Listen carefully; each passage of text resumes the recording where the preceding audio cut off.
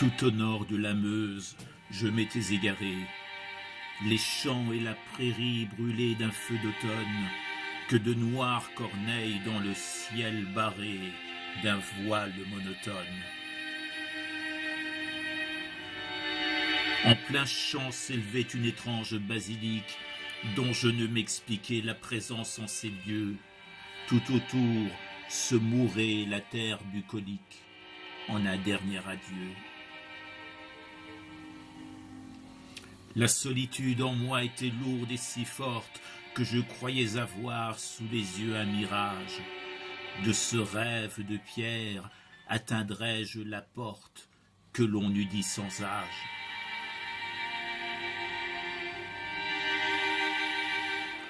Qu'était donc ce vieux songe que le sort vous destine, sinon sous un cloaque de nuages équarris, une douce image dans un arbre d'épines de la Vierge Marie.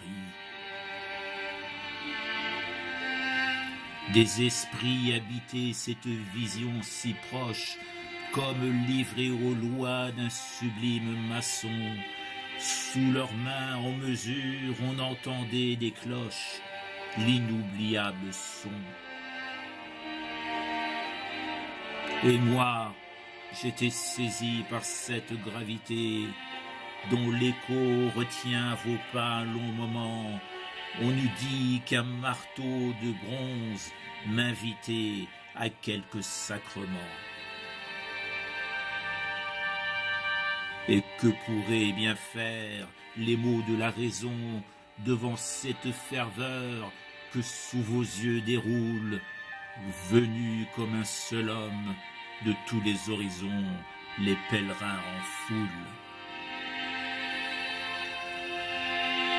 Voici que le cerf brame et que chante la hulotte. Le jour comme la nuit parle de délivrance. On vient vous implorer, Notre-Dame d'Aviotte, des quatre coins de France. Au dehors, sous la pluie et les vents, sous le froid, les causes désespérées attendent vos oracles, ô Vierge qu'on surnomme à l'heure du désarroi, Notre-Dame des miracles.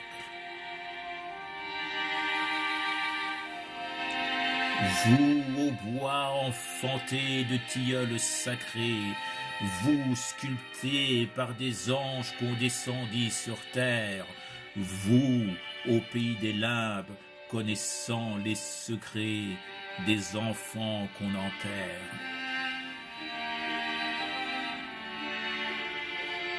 Vous voici, Sainte Mère qui venez au secours de ces enfants morts-nés, ultime résolution que l'on pose à vos pieds en tout dernier recours de sainte absolution. Alors, on accompagne de chants et de prières le retour à la vie de ces corps innocents. Sous leur peau éclairée d'une douce lumière, on voit courir le sang. Puis, leurs veines frémissent et les prêtres se hâtent de signer par la croix cette faible lueur sur les fronts enfantins où tremblent et miroitent des perles de sueur.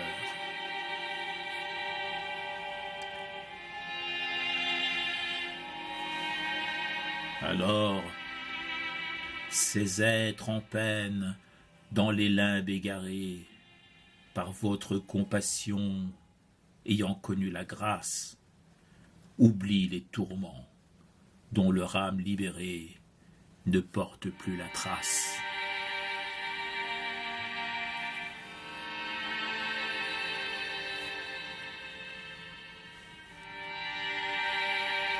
Mais aux autres aussi va votre compassion, quels que furent leurs maux, leurs âges ou leurs racines, quelles que furent les formes de la damnation que la vie leur dessine. Ils sont tous arrivés au pas de votre porte, grand malade, forçat, possédé ou lépreux. Je vois comme une vague frémir la cohorte de ce monde ténébreux. L'appel des choucas et le vol des grues résonnent dès le matin éteint à mes oreilles. Du village voisin s'éveille l'unique rue comme d'un demi-sommeil. Les enfants de Meuse, conduits par la lumière, déposent leurs offrandes en allant à la messe, au pied d'une autre vierge, à l'allure singulière, nommée la recevresse. Cette Madone-là, qu'abrite une chapelle ciselée de pierre, ouverte à tous les vents, tient le Christ enfant debout comme un appel adressé aux vivants.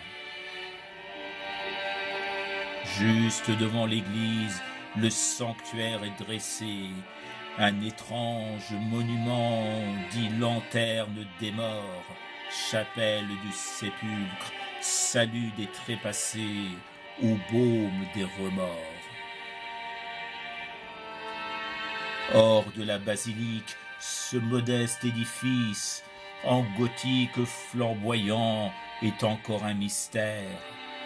Est-ce le souvenir d'antiques sacrifices ou quelque baptistère? Qu'importe l'origine, pourvu que la croyance reste pure et sincère dès la première fois, que pèsent les soupçons d'énigmes ou de voyance devant l'acte de foi? Ces madones ne sont qu'un reflet populaire, elles sont nées des derniers espoirs de salut, elles ne portent pas d'or, elles n'ont pas de ces airs de faste dissolus. Des prisonniers parfois déposent ici leurs chaînes, rendant grâce à la dame d'en être délivrés. Ils ont su séparer, éloignant toute haine, le bon grain du livret. On entend à peine le tic-tac des horloges. Le temps s'est alangui, les heures sont aux abois. Dans l'âtre où le printemps des mésanges se loge, crépite un feu de bois.